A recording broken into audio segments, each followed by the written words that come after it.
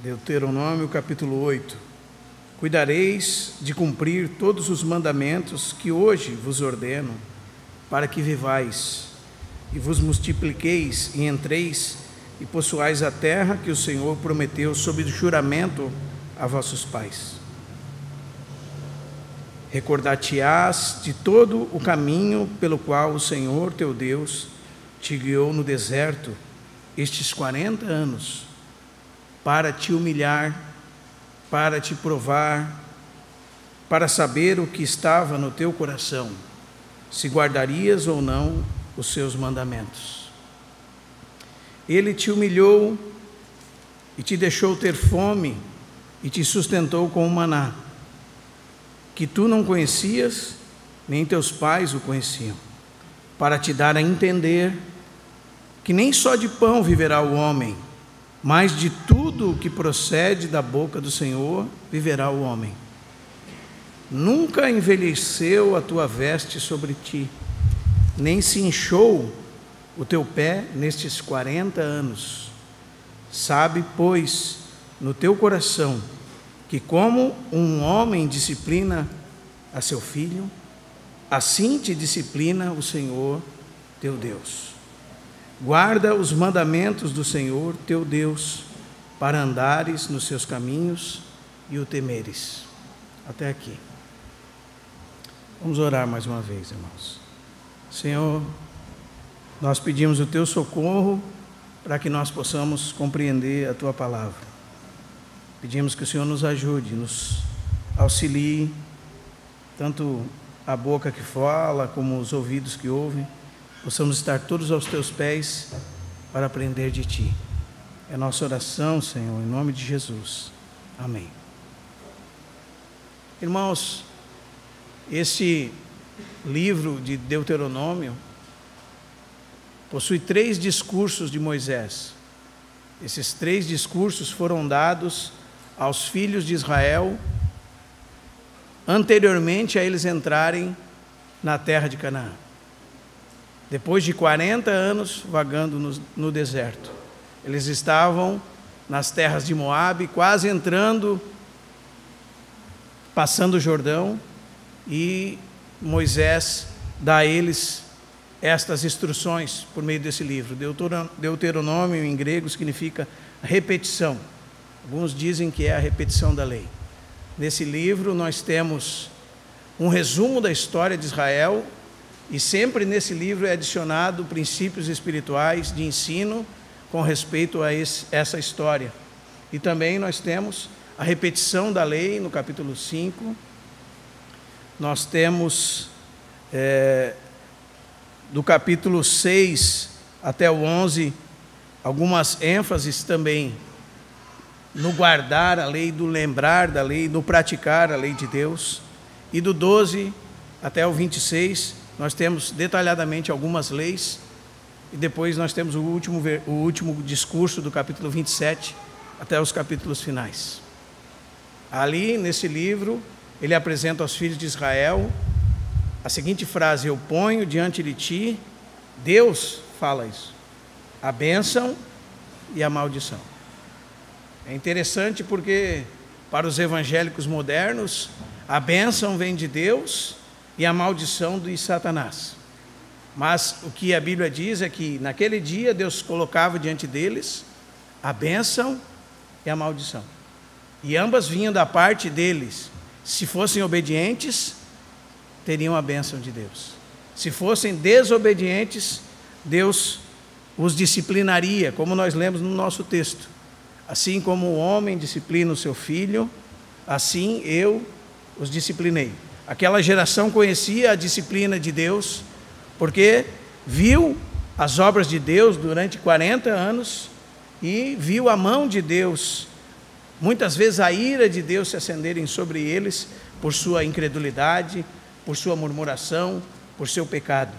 E 1 Coríntios 10 fala que tudo aquilo sobreveio para nós como exemplo e figuras, para que nós não cobicemos as coisas más como eles cobiçaram, para que nós não murmuremos como eles murmuraram, para que nós não sejamos idólatras como eles foram, para que nós não sejamos incrédulos como eles foram. para que nós não sejamos desobedientes como eles foram.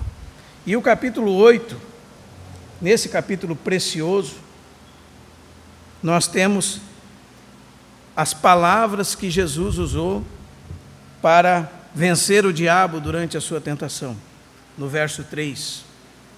Eu gostaria de repetir a leitura com os irmãos, fazendo algumas considerações. Primeiro ele diz assim: cuidai de cumprir todos os mandamentos que hoje vos ordeno, para que vivais, e vos multipliqueis, e entreis e possuais a terra que o Senhor prometeu sob juramento a vossos pais. Recordar-te-ás, veja, irmão, que importante, de todo o caminho pelo qual o Senhor teu Deus te guiou no deserto durante esses 40 anos. Então aquela geração nova devia de sempre lembrar os mandamentos do Senhor e os caminhos do Senhor, os tratos do Senhor com aquele povo no espaço de 40 anos no deserto. Os irmãos sabem que aquele povo espiou a terra, foi incrédulo, a Bíblia fala que ele difamou a terra, e Deus os fez dar meia volta e andarem durante 40 anos, porque nenhum daqueles homens que maldizeu a terra, que difamou a terra, entraria nela. Eles andariam no deserto até toda aquela primeira geração morresse. Então, seus filhos entrariam na terra. E é diante desses filhos que Moisés está dando o seu discurso. E para esses filhos Moisés diz: lembrem-se de todo o caminho pelo qual o Senhor te guiou no deserto, e diz o texto assim, irmãos, para te humilhar, para te provar, para mostrar o que estava no coração, se guardarias os mandamentos ou não. Então a verdade é que todo aquele sofrimento daquele povo tinha um propósito da parte de Deus, e era um propósito pedagógico da parte de Deus, um propósito instrutivo da parte de Deus. Deus queria ensiná-los, Deus queria provar aquilo que estava no coração deles, Deus queria mostrar para eles qual era o coração deles, que o coração deles era incircunciso, que o coração deles não obedecia ao seu Deus, que o coração deles, que eles não dependiam de Deus para nada. E para isso veio todas aquelas aflições sobre eles, para ver se eles realmente guardariam a palavra de Deus ou não. E o verso 3 segue dizendo: e te humilhou, e te deixou ter fome,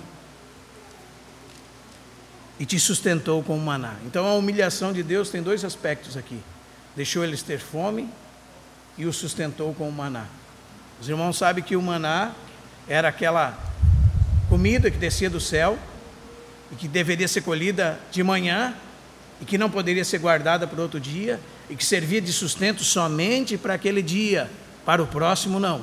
Alguns tentaram guardar o maná e no outro dia ele tinha bichos e cheirava mal. Então, todo dia eles deviam depender de Deus para o seu sustento. Veja que lição importante. Todo dia, para o seu sopro de vida, para nutrir seu corpo, eles deviam depender de Deus. Se eles guardassem para outro dia, aquilo cheirava mal. E é tão interessante que na sexta-feira, então, aquele maná durava 2 dias, né? Mostrando realmente que era a mão de Deus que sustentava aquele pão que desceu do céu. E o motivo disso era que o povo fosse dependente do seu Deus. E daí diz assim o texto: um maná que tu não conhecias, nem teus pais o conheciam. E qual era o intuito disso? Segue o próximo, a continuação do verso. Para te dar a entender que nem só de pão viverá o homem, mas de toda a palavra que procede da boca de Deus. É bem interessante isso, irmãos. Aqui nós temos a dieta de Deus para o homem. E nós, nos nossos dias, se você está fazendo isso agora, ou já fez, ou ainda fará na sua vida, todos nós, em algum momento, começaremos a nos preocupar quando tivermos dores, quando tivermos alguma dificuldade de saúde, quando a nossa pressão aumentar, quando tivermos diabetes, quando estivermos acima do peso, com aquilo que nós nos alimentamos. Todos nós, em algum momento da nossa vida, vamos nos preocupar com isso. E aí nós vamos ser apresentados pelos cientistas, pelos nutricionistas, a substâncias que são nutritivas para o nosso corpo. Não é assim? Hoje eu estava lendo sobre uma que era uma fibra que baixava a glicemia, o colesterol, ajudava a emagrecer, era rica em probióticos, alimentava a flora intestinal com coisas boas, parecia um negócio milagroso, né? E quando está na propaganda parece mais milagroso ainda. Então, quando nós nos deparamos com algo assim, nós olhamos para aquilo que vai fazer bem para a nossa saúde, e o que nós dizemos, irmãos? Eu preciso disso. Não é assim? É isso aí que eu vou comprar amanhã, pela manhã, quando abrir a loja de produtos naturais. Não é verdade, irmãos? E esse texto nos diz o quê? Nem só de pão viverá o homem, mas de toda a palavra que procede da boca de Deus. Por que o Senhor usa essa figura do alimento, irmãos? Porque o alimento é essencial para o quê? Para a nossa vida, para a nossa subsistência. O alimento é essencial para que você amanhã esteja vivo. Não é assim, irmãos? Mas a Bíblia está dizendo para nós que nem só de pão vive o homem, mas de toda palavra que procede da boca de Deus. Então, da mesma maneira como nós precisamos de alimento para o nosso corpo, da mesma maneira que nós não sobrevivemos sem alimento, se nós queremos verdadeiramente sobreviver, viver, nós precisamos da palavra de Deus. Na verdade, irmãos, acima do alimento, acima dos nossos cuidados, acima das nossas preocupações e da nossa busca pelos alimentos que perecem, nós devemos correr atrás da comida que não perece, mas subsiste para a vida eterna. E o mundo, irmãos, tem a dieta dele. O mundo tem uma dieta que entorpece os sentidos. O mundo tem coisa das quais nós comemos que parece que estamos saciados, mas na verdade é como se estivéssemos anestesiados até a próxima dose. É como alguém viciado em carboidrato, viciado em açúcar, viciado em alguma substância. Ele consegue ficar sem ela até o seu corpo pedir o mais, pedir o restante, para que ele siga anestesiado, não é assim? Ou alguém que faz uso de um medicamento e está viciado nesse medicamento. Nós podemos então nos saciar com muitas coisas que são de origem maligna. 1 João capítulo 2, verso 15 diz: não ameis o mundo, nem as coisas que há no mundo. Se alguém amar o mundo, o amor do Pai não está nele. Pois tudo que há no mundo, a concupiscência da carne, a concupiscência dos olhos, a soberba da vida, não procede do Pai. Não é dieta que vem de Deus. Procede de quem? Do mundo. O mundo passa e também a sua concupiscência. Mas aquele que faz a vontade de Deus permanece eternamente. Esse verso, irmãos, revela que eles foram para o deserto, eles passaram fome, eles necessitaram depender daquilo que descia de Deus como mantimento para a sua vida todos os dias, para que eles entendessem que nem só de pão viverá o homem, mas de toda a palavra que que procede da boca de Deus. É interessante, porque isso já nos remete automaticamente à primeira tentação do nosso Senhor. Depois de ter sido batizado, os céus rasgarem-se, o Espírito Santo descer sobre ele em forma corpórea de pomba, e do céu se ouvir a seguinte voz: este é o meu Filho amado, em quem me comprazo. Então, Mateus capítulo 4 diz que então o Espírito o impeliu para o deserto, para ser tentado pelo diabo. E durante aqueles dias, não comeu. Depois de 40 dias, teve fome. Então o Senhor Jesus está numa condição de necessidade básica para a sua vida. Esse é o momento dele, irmãos. E o que acontece? Acontece o ataque de Satanás sobre ele. E o ataque de Satanás tem um alvo na primeira tentação, das 3 tentações. E o alvo é tocar na lealdade de Cristo à vontade de Deus.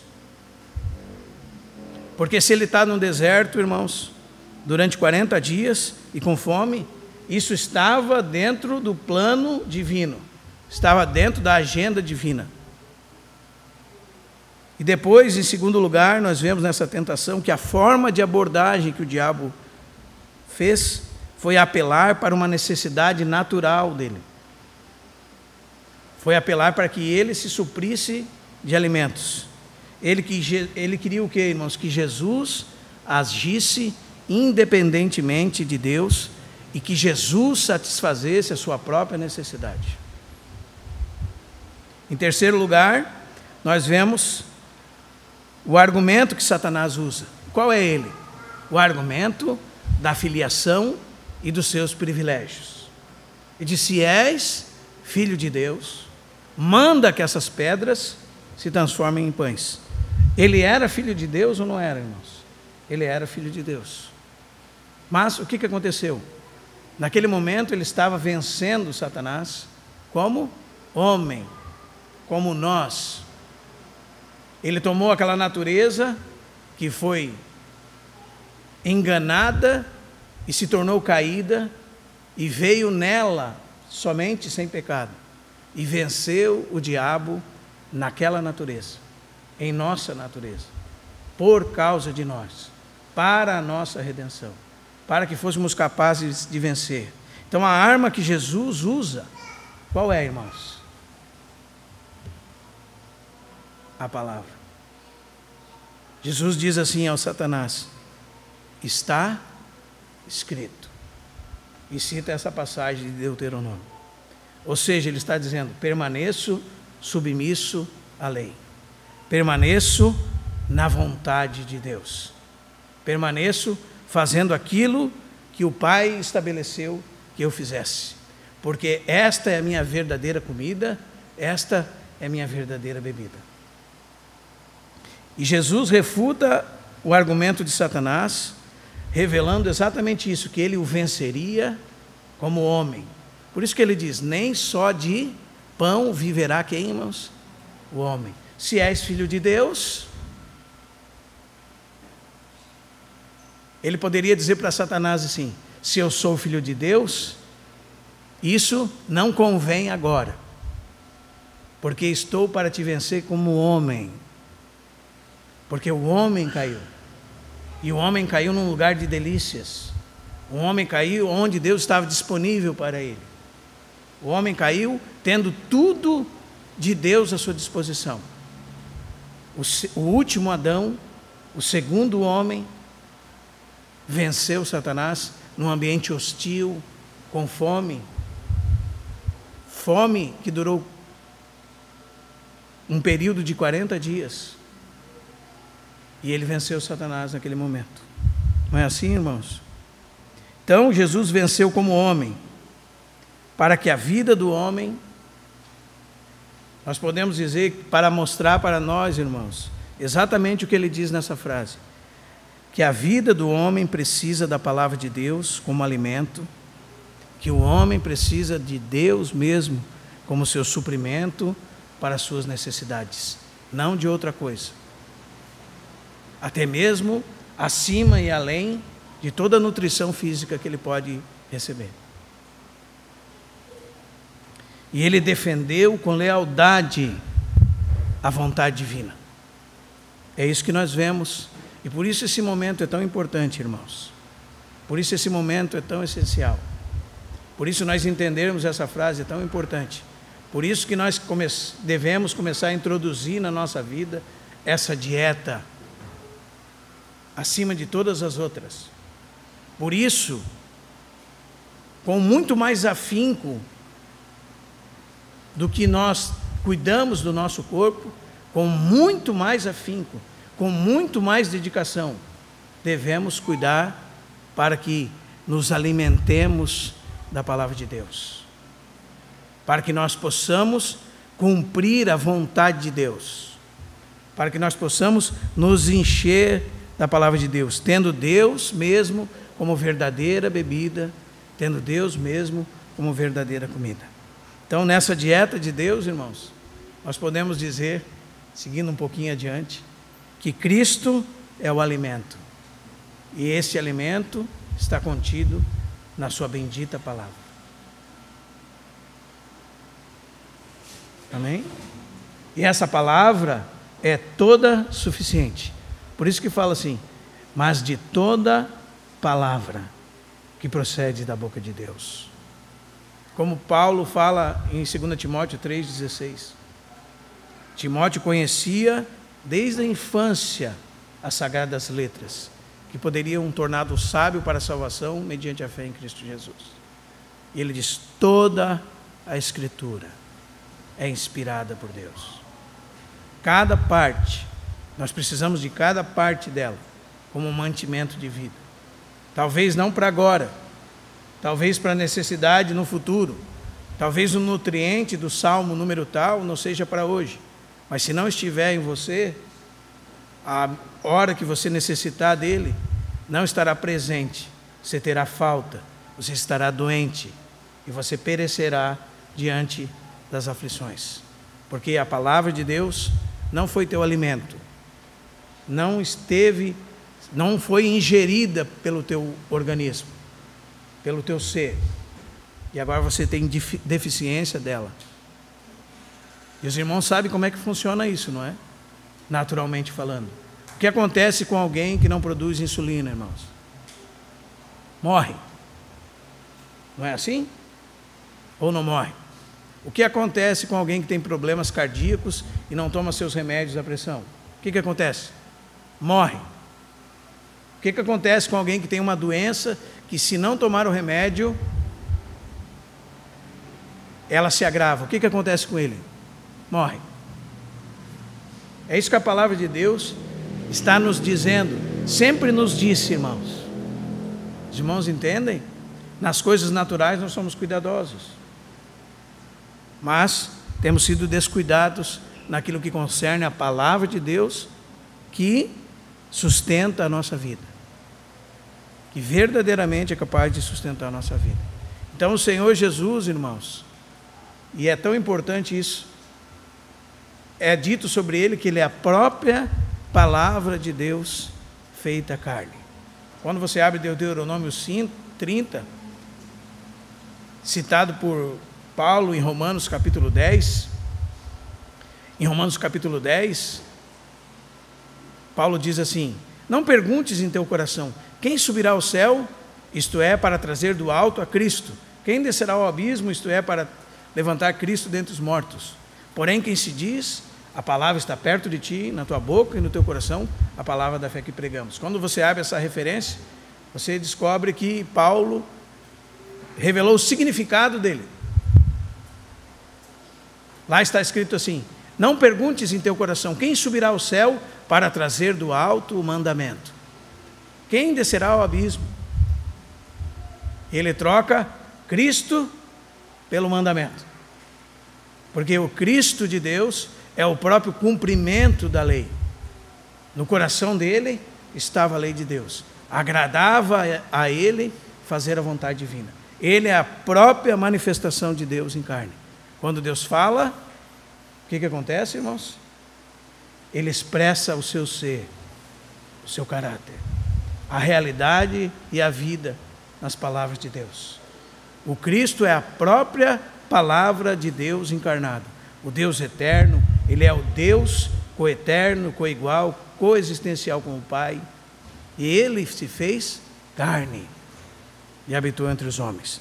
O que Ele veio fazer? João 1,18 diz, veio revelar a Deus. Ele veio revelar a vontade do Pai e executar a obra do Pai. Os irmãos lembram, irmãos, do episódio da mulher samaritana, no capítulo 4 do Evangelho de João? Depois do encontro dele com ela, os discípulos haviam saído para comprar pão, alguma coisa de comer, e naquele inteirinho eles voltam e se surpreendem de ele estar falando com uma mulher. E eles dizem para ele assim, verso 31, mestre, come.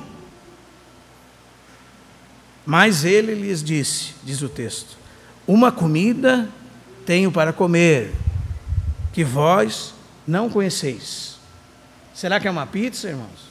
Será que ele guardou uma marmita no bolso? Será que ele tinha escondido um pedaço de pão?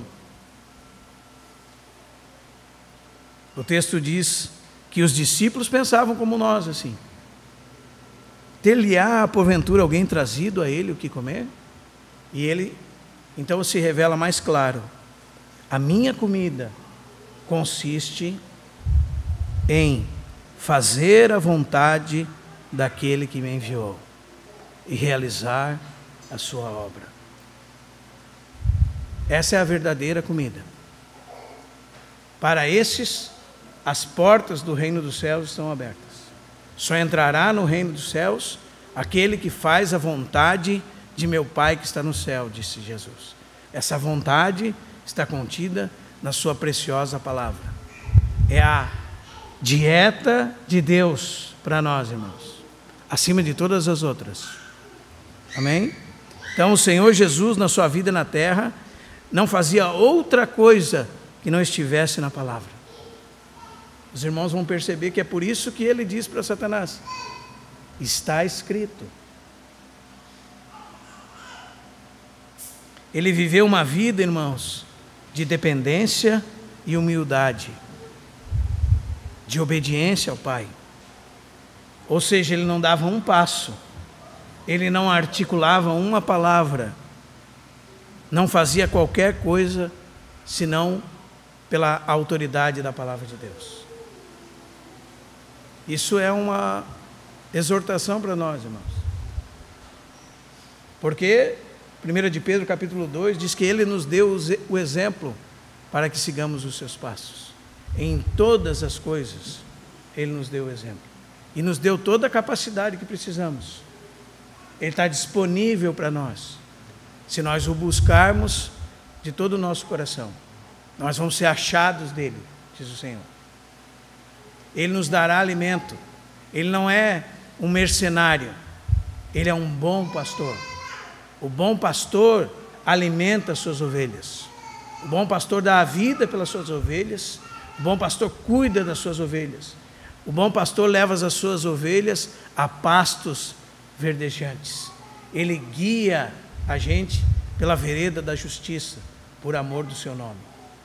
Ele nos faz passar seguros até mesmo pelo vale da sombra da morte. E nós não precisamos temer mal algum, porque Ele está conosco.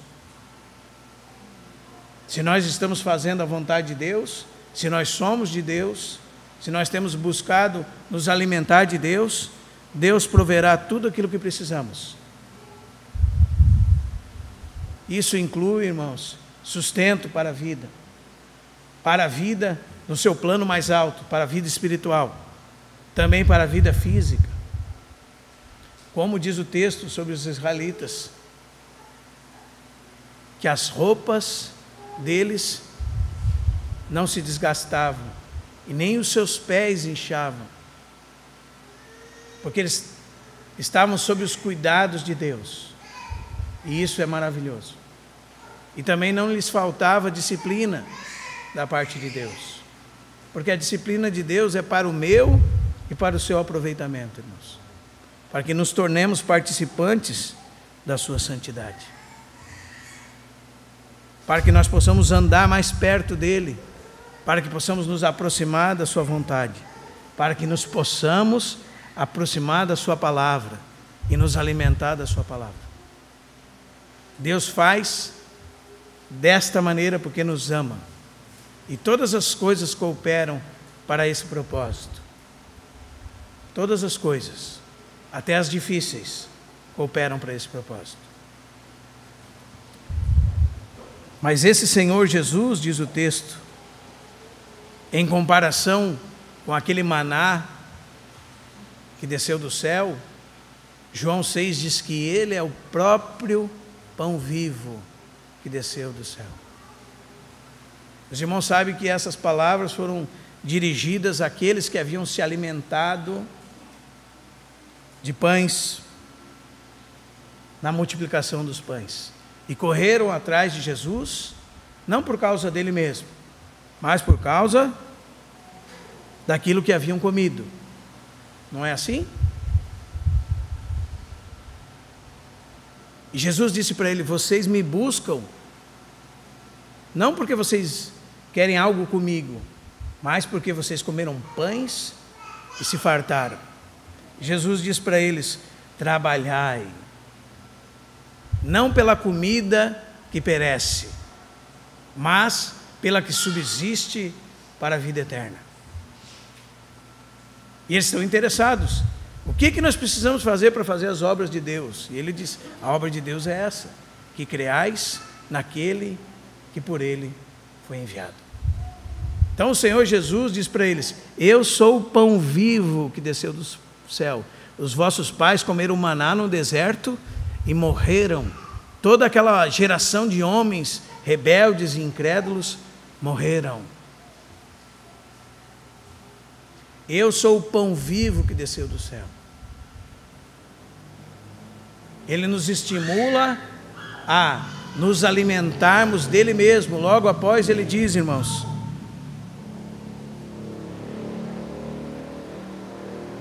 que ele era a verdadeira comida e ele era a verdadeira bebida. Isso escandalizou os judeus.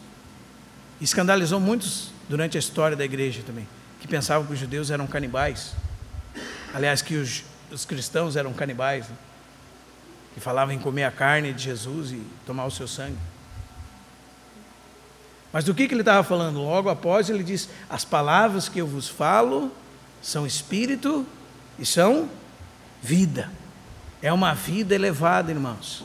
É uma vida que vem através dele, que é o pão vivo que desceu do céu, por meio da sua palavra. É uma vida que nutre, é uma vida que sustenta, é uma vida que subsiste para a vida eterna. Se alimentar das Escrituras, encontrar Cristo nas Escrituras, é receber verdadeira comida, é receber verdadeira bebida, é receber vida. E sabe o que Jesus disse no verso 57 desse capítulo? Assim como o Pai vive e me enviou, e igualmente eu vivo pelo Pai. Era assim que ele vivia, na dependência do Pai para tudo, como homem. Sabe o que ele diz, aqueles judeus? E para nós hoje: também quem de mim se alimenta, por mim viverá. Isso já se descobriu na ciência, não é, irmãos? Que você é constituído por aquilo que você se alimenta. Então, se você come muita cenoura, você fica vermelhinho, igual a cenoura. Não é assim que acontece? Fica coradinho, igual a cenoura. Está aqui na dieta de Deus. O Filho de Deus é o pão vivo que desceu do céu, o pão que subsiste para a vida eterna, um alimento que nutre de uma maneira que ninguém pode nutrir, sustenta de uma maneira que ninguém pode sustentar, com uma vida que é elevada num plano mais alto, espiritual, e que vem a nós para ser digerido por nós, para nos alimentarmos. E quando nós nos alimentamos dele, nós somos constituídos por ele. Nós vivemos por ele. Você vê essa figura na segunda parte da Páscoa. A primeira era matar o cordeiro e colocar o sangue nos umbrais da porta. Isso estava ligado ao quê? A desviar a ira daquele que passaria pelo Egito e mataria todos os primogênitos. Mas a segunda parte era o quê? Deveria-se comer o cordeiro até o último pedacinho, ser constituído por ele. E é isso que Deus propõe para nós por meio da sua palavra.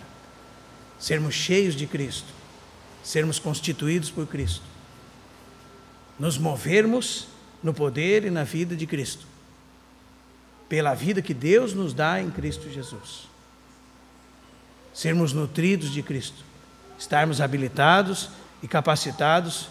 É como se você fosse fundir uma laje, irmãos, no mundo natural, e não tivesse comido há uns 4 dias. Você ia pegar o primeiro balde de cimento e ia cair para trás, porque você não tem força, não tem vigor, não tem energia, não tem poder para fazer aquilo, porque você não está nutrido. E espiritualmente falando, é muito mais que isso. Se você não se alimenta de Deus por meio da sua palavra, você não está nutrido. Você não tem capacidade de fazer nada. Tudo que você faz é fraco. Tudo que você faz não produz efeito nenhum, porque não tem poder, não tem energia para isso. Tudo isso vem de como, irmãos? Através da vida de Cristo, depositada no coração do homem, por meio da sua palavra, e pela ação do Espírito Santo. Tudo isso está provido para todos os crentes. É a dieta de Deus para os crentes. Né? Você faz uma dieta, então a irmã vai dizer para você, você vai comer às 9 da manhã. Né? Depois você vai comer meio-dia. À tarde, você vai fazer um lanche às 3 e vai tomar um café um pouco melhor às 6, quem sabe, e depois jantar. Né? Você comeu algumas vezes, para que você esteja suprido. Quando nós falamos do nosso relacionamento com a palavra de Deus, não funciona desse jeito. Nós não nos alimentamos da palavra de Deus. Nós não comemos a palavra de Deus. Então nós não temos a palavra de Deus. Nós não temos poder, nós não temos vida, nós não temos relacionamento com Cristo. E não temos efetividade em nada que queremos produzir para Deus, porque somos desnutridos espiritualmente falando. Somos fracos espiritualmente falando. E ainda que queremos fazer a vontade de Deus, não temos a capacidade para isso. E é interessante, irmãos, porque nós entendemos bem isso no âmbito natural das coisas. Mas é uma realidade espiritual que transpassa e é mais elevada do que o âmbito natural. É uma realidade que é maior do que o âmbito natural. E que nós não damos atenção, irmãos. Aquele que de mim se alimenta, por mim viverá. Então, eu gostaria que nós lembrarmos algumas palavras essa noite, que nos podem ajudar a ter esse relacionamento com a palavra de Deus. E é famintos, alimentados, satisfeitos, cheios e prontos a repartir.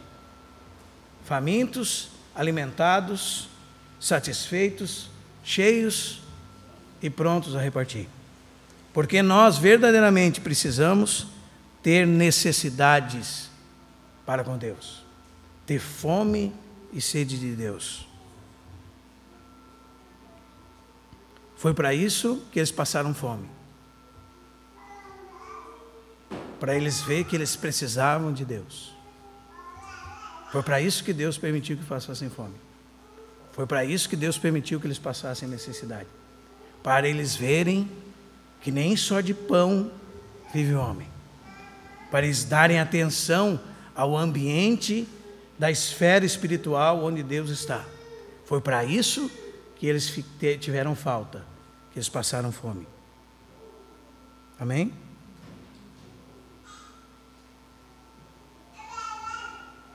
Se você não tem fome de Deus, como é que você vai se alimentar? Você não se interessa por Deus. Talvez muitos que estão aqui precisam ter um coração transformado para ouvir as palavras de Deus e ter interesse pelo alimento espiritual, para desejarem, como meninos recém-nascidos, o leite que vem da palavra de Deus, para que por ele vá crescendo. Sabe, irmãos, se nós fizermos uma pergunta, para quem o pão é precioso? Para um químico ou para um faminto?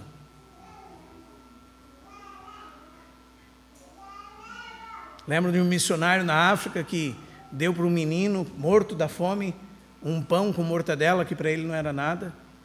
E quando aquele menino viu aquilo, ele teve uma reação que surpreendeu aquele moço. Porque aquilo não era nada para ele, mas era tudo para aquele menino. Por quê, irmãos? Porque ele tinha fome daquilo.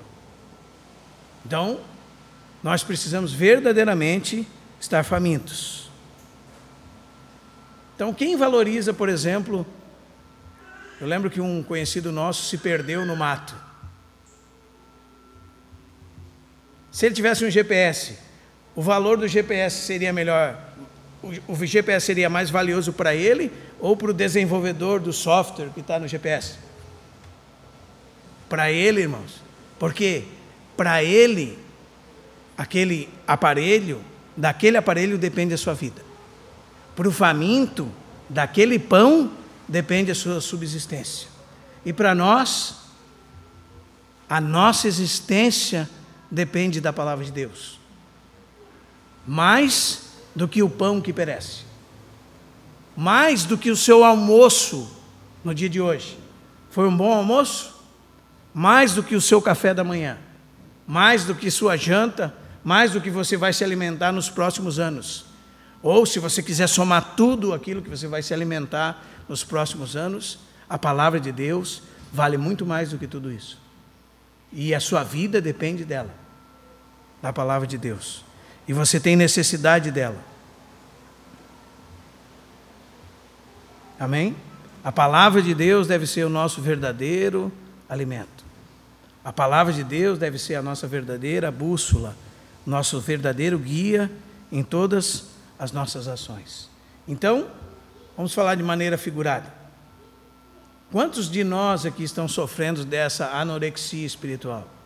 A anorexia é uma doença que é caracterizada pela pessoa que não tem apetite. Você tem apetite por Deus, irmão? Não? Então você tem uma doença de caráter espiritual. Mas se você naturalmente perder o apetite, como é que você vai reagir a isso? Se a partir de amanhã, você acorda de manhã, você comia um boi pela perna no café da manhã, e você acorda e, que engraçado, eu nem estou com fome. Você vai estranhar, irmão? Você vai ficar preocupado? Você vai marcar uma consulta médica? O que você vai fazer? Mas se amanhã você acordar e você não tiver nenhuma sede por Deus, nenhuma fome pela palavra de Deus, você não vai estranhar, irmão? Você vai continuar vivendo nessa condição? O Senhor nos ajude. Amém? O Senhor nos ajude. Por isso o Senhor fala depois, por isso que o Senhor fala assim, que Ele fez com que fisicamente eles tivessem fome.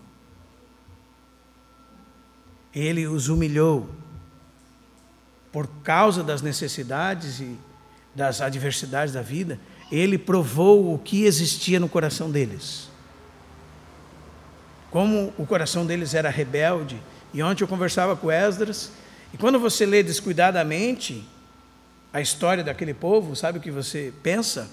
Você pensa, nossa, esse pessoal era terrível mesmo. Mas quando você lê com olhos espirituais a história desse povo, sabe o que você pensaria?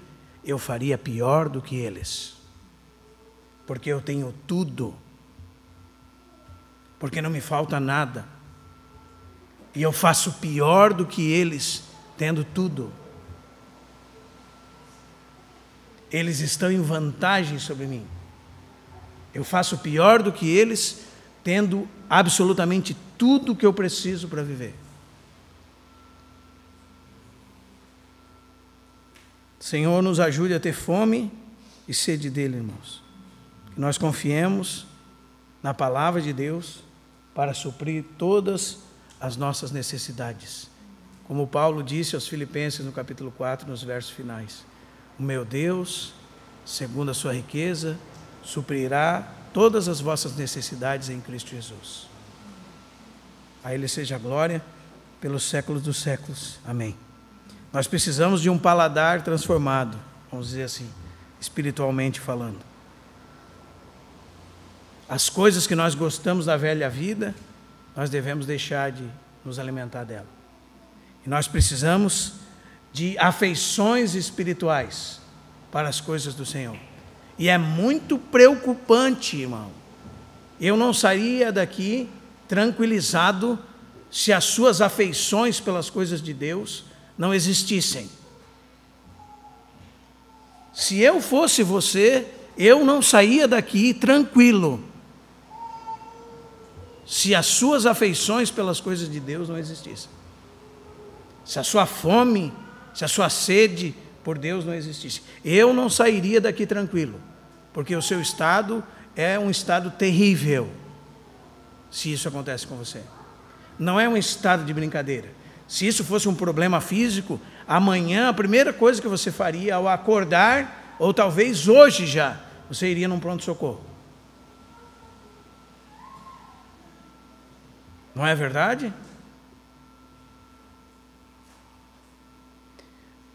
Mas a realidade, irmãos, é que agora que nós somos crentes, precisamos observar do que nós estamos nos alimentando.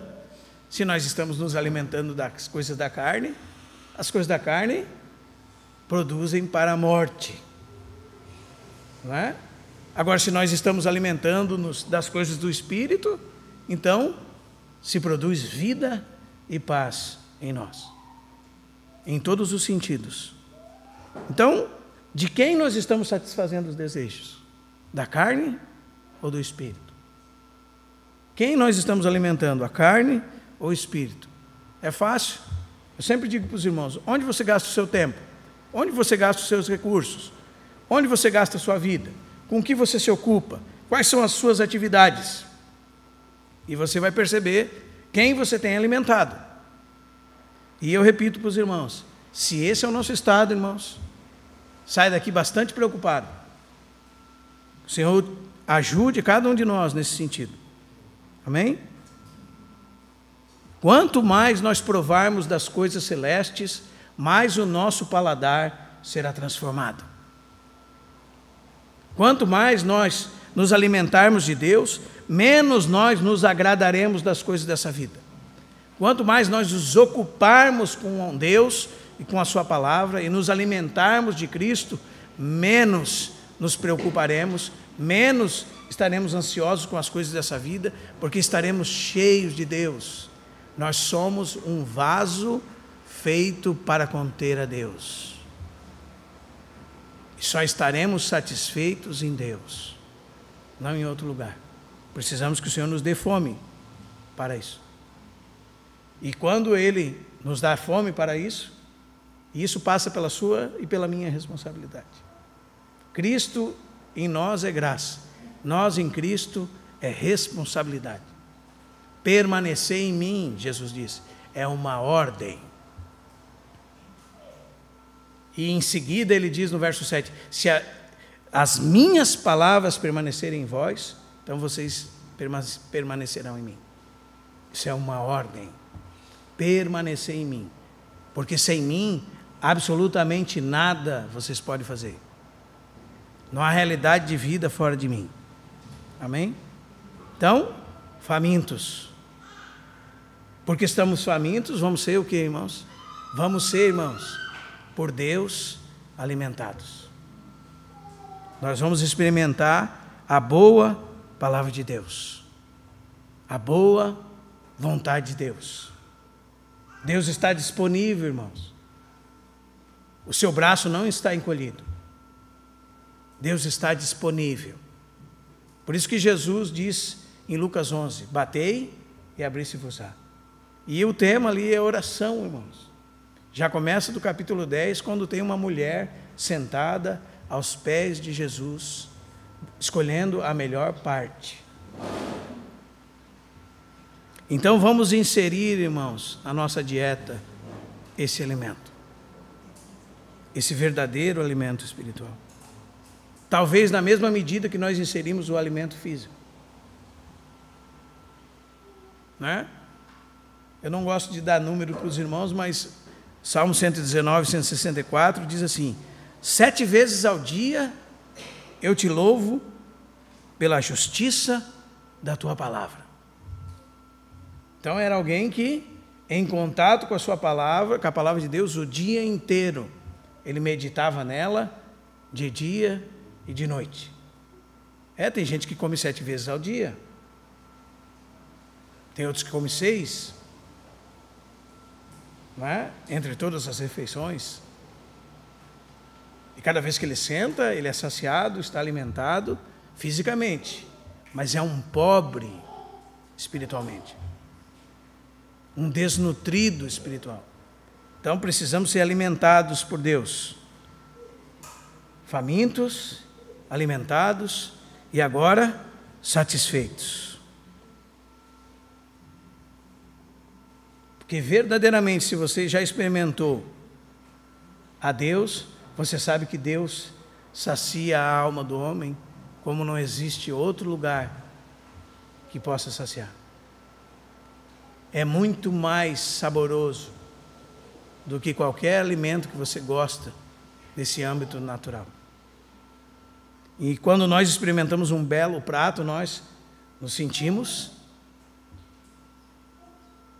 satisfeitos. Não é, irmãos? Será que a palavra de Deus produz esse efeito em nós, irmãos? E nos sentimos saciados, se nos sentimos satisfeitos por Deus. Será que nós temos esse prazer ao ler a palavra de Deus? Aquele prazer muito mais além do que comermos carne, do que comermos frutos do mar. Sei lá, a comida que você gosta, coloca aí na lista a comida que você gosta. Que o Senhor nos ajude a nos alimentarmos dele, estarmos satisfeitos. Mas trabalhar por essa comida, não a que perece. Por essa eu sei que eu e você trabalhamos bastante. Nós acordamos de manhã cedo, nós vamos dormir de tarde, nós comemos o pão de dores, nós trabalhamos bastante por ela. E não tem problema nenhum em trabalhar para comer. Aliás, Deus mesmo disse que seria do suor do nosso rosto que nós comeríamos o nosso pão. Mas nós descobrimos que nós temos um outro a fazer, mais importante que esse e acima desse, que é trabalhar por uma comida que não perece, mas que subsiste pela vida eterna. Então nós vamos estar cheios, sabe, irmão, nós vamos ter provisão. É nesse sentido que eu quero dizer estar cheio. Minha mulher gosta de ver o armário cheio. Quando chega no mercado e ela sabe que não falta nada nos armários, ela está feliz. A felicidade dela é ver o armário cheio. Talvez seja o seu também, irmã. Abre e tem aquele pacote de bolacha que você gosta, aquele amendoim, aqueles sucrilhos, aqueles frios na geladeira, não é? Mas vazio da palavra de Deus. Vazio de Deus. Sem nenhuma provisão para o dia mau. E quando vem o dia mau, nós somos pegos de surpresa e nós enlouquecemos, nós não temos maturidade, nós não avançamos, nós não crescemos, não é? Porque nós não nos alimentamos e não temos condições para passar por aquela situação. Não é assim que acontece, irmãos? Ah, que bênção se nós estivermos providos. Amém? Providos, famintos, alimentados, cheios, providos e prontos para repartir. Esse é um dos maiores segredos, irmãos, da vida cristã. O que muito colheu não teve demais. O que pouco colheu não teve falta. Ele se alimenta de Deus, ele supre as suas necessidades em Deus, mas ele sabe que não é só para ele. Ele tem que ter um pão suficiente da parte de Deus que alimentou ele e pode ser comungado com o seu irmão. As pessoas que são enriquecidas por Deus na compreensão da sua palavra e que Deus dispensa a vida, são essas pessoas que têm uma prontidão de repartir, que têm uma prontidão de comungar. É justamente isso que significa comunhão. Ter em comum, comungar, repartir aquilo que tem, repartir aquilo que de Deus recebeu. Isso é comungar. E nós fomos inseridos nessa comunhão. Amém, irmãos? Nós fomos colocados nessa comunhão por Cristo, por meio do Evangelho. É isso que João fala na sua primeira epístola, no capítulo 1. Ele diz: o que era desde o princípio, o que temos ouvido, o que temos visto com os nossos próprios olhos, o que contemplamos e as nossas mãos apalparam com respeito ao verbo da vida. Ele diz: a vida se manifestou, nós a temos visto e dela damos testemunho e vô-la anunciamos. A vida eterna que estava com o Pai nos foi revelada. Ora, o que vimos e ouvimos anunciamos também a vós outros. Olha aqui. Eles se alimentaram e repartiram. Sabe para quê, irmãos? Ele diz: ora, o que vimos e ouvimos anunciamos também a vós outros, para que vós mantenhais o quê? Comunhão conosco. E ele fala: a nossa comunhão é com o Pai e com o seu Filho Jesus Cristo. Essa é a comunhão que vem por meio de nos alimentarmos da doce, bendita e santa palavra de Deus. E nós temos pão, né?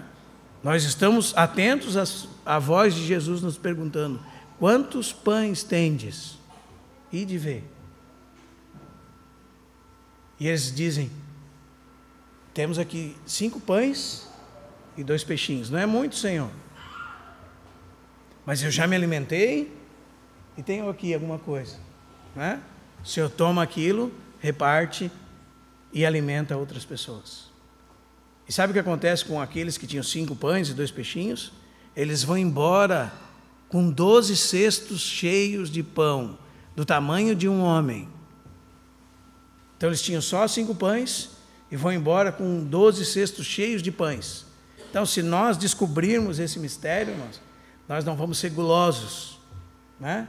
Vamos sempre receber para compartilhar. Nós vamos sempre receber para comungar. E nós entendemos o que é isso. Eu conheço muitos irmãos que gostam de estar juntos e compartilhar e comer juntos, fazer um churrasco. Quantos aqui gostam? Quem foi abençoado, diga amém. Você gosta, irmão? Não gosta? Pizza. Hã? Compartilhar uma pizza da Sadia. Hã? Quem aqui gosta? Daí você reparte com o outro. Não é assim que acontece? Mas o que está faltando nas nossas comunhões, irmão? Está faltando que, além da comida, tenha a palavra de Deus, a comida que não perece. Está faltando nas nossas conversas a palavra de Deus, comida que não perece. O próprio Cristo. Se nós estamos supridos, irmãos, nós estamos cheios, nós vamos ter o que repartir. Jesus disse para os fariseus no capítulo 12 de Mateus: como vocês podem falar coisas boas sendo maus? A boca fala o que está cheio o coração. Se nós estivermos nos alimentando de Deus, cheios de Cristo, alimentados da palavra de Deus, o que vai sair dos nossos lábios? O que, irmãos, vai sair dos nossos lábios? A palavra de Deus. E vai ser uma coisa natural, não forçada, não porque alguém disse que tem que fazer. É porque você não vai conseguir falar outra coisa. O conteúdo do seu coração é esse, não é outro. Você está cheio daquilo. E quem está cheio daquilo, tende a transbordar daquilo que está cheio. Os irmãos entendem, irmãos? Então, eu gostaria de finalizar falando algumas questões extremamente práticas para nós, nesse sentido. Importantes para a nossa dieta espiritual. A primeira delas é que essa necessidade de alimento diário que nós temos, físico, nos lembre de sempre nos alimentarmos de Deus. Ou seja, em outras palavras, você tomou café? Uma pessoa que eu conheço diz, não tem café na minha casa sem a Bíblia. Ou tem a Bíblia e o café, ou não tem café. É nesse sentido. Os irmãos percebem, irmão, como isso é prático? Da mesma maneira que você tem a lembrança da sua necessidade física, todas as vezes tenha da sua necessidade espiritual em maior medida.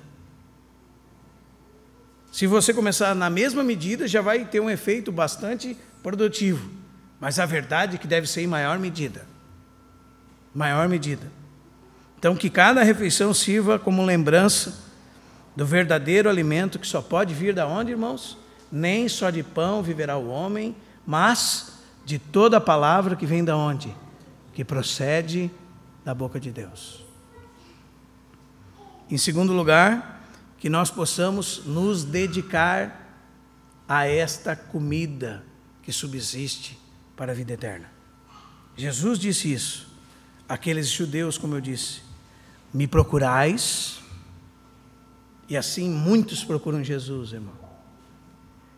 Não porque vistes sinais, mas porque comestes pão e vos fartastes.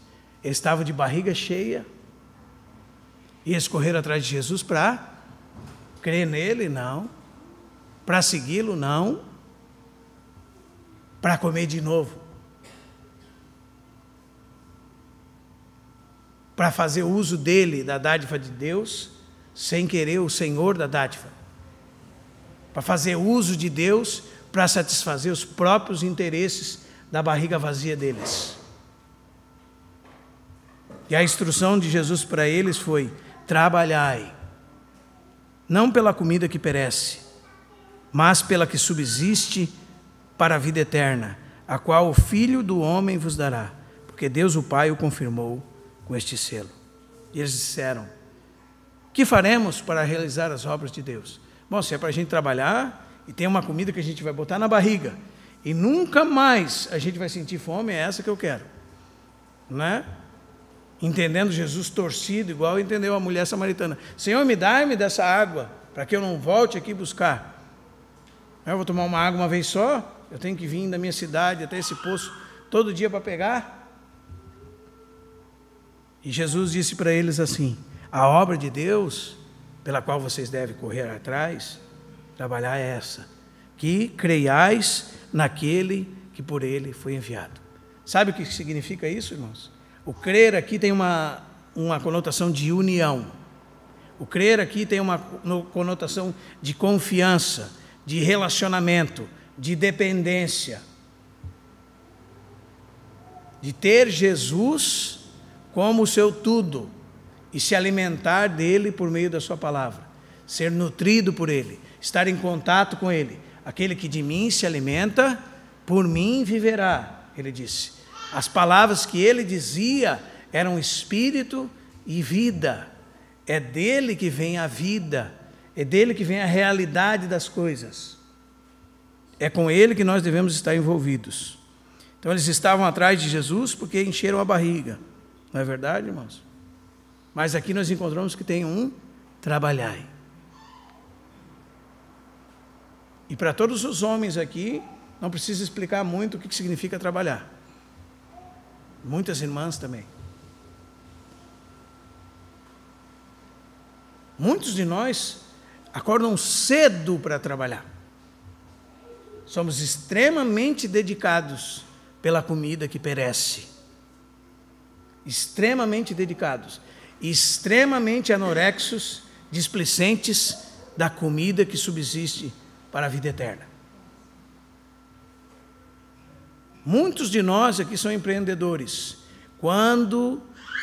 Enquanto o Senhor Jesus não tiver a prioridade na sua vida, nada lhe irá bem. Pode ser que você esteja cheio de dinheiro, mas você seja um pobre, um miserável, um cego e um nu. O Senhor Jesus deve ser a prioridade da nossa existência nessa terra.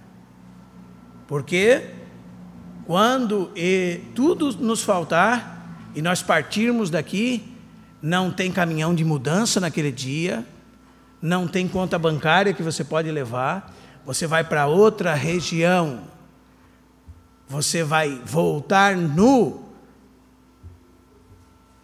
para o pó, da onde você foi tirado. E a única coisa que você pode levar consigo é o Senhor Jesus. Por isso que para os filhos de Levi, Deuteronômio diz que eles não teriam porção na terra. E sabe o que é dito para eles? Que o Senhor seria a sua porção. O Senhor seria o seu sustento, o seu alimento e a sua recompensa. Nessa vida e na próxima. Amém, irmãos? E em último lugar, nós devemos priorizar a nossa alimentação espiritual. Nós devemos ver que as palavras de Jesus são sérias. O homem necessita, antes do alimento físico, um alimento espiritual. Ele precisa da palavra de Deus. Ele precisa ser sustentado e alimentado pela palavra que procede da boca de Deus. Como disse o Dr. Campbell Morgan, comentando sobre as tentações de Jesus, ele disse: se houver necessidade de uma escolha entre o alimento espiritual e o físico, o espiritual deve sempre estar em primeiro lugar.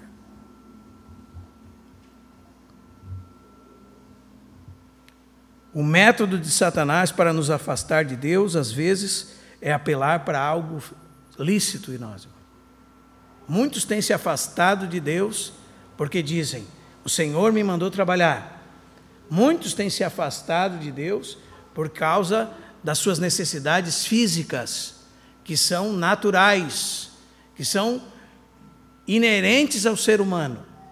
E eles usam elas de desculpa para se afastar de Deus. Precisamos aprender com Jesus Cristo, irmãos, que depois de 40 dias, com fome, tendo fome, sendo tentado pelo diabo a satisfazer as suas próprias necessidades acima da vontade de Deus, ele disse o quê? Nem só de pão viverá o homem, mas da palavra que procede da boca de Deus. Então, o método de Satanás às vezes é: satisfaça a sua família com o melhor, com o trabalho, com o lazer, com as coisas justas dessa vida. Não tem pecado nenhum disso. Por isso que Hebreus 12 diz que nós devemos nos afastar de todo o pecado e, o que mais, irmãos? Tem mais uma coisinha lá: de todo o peso que nos impede de correr a carreira.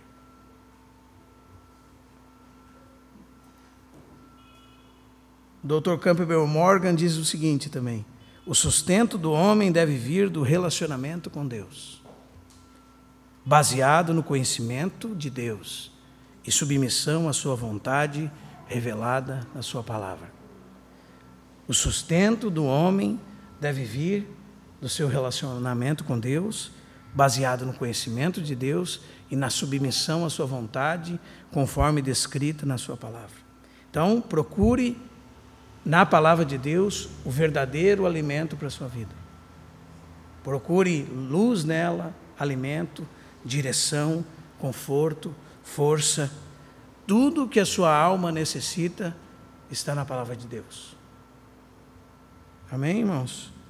Famintos, alimentados, satisfeitos, cheios, supridos, prontos a repartir.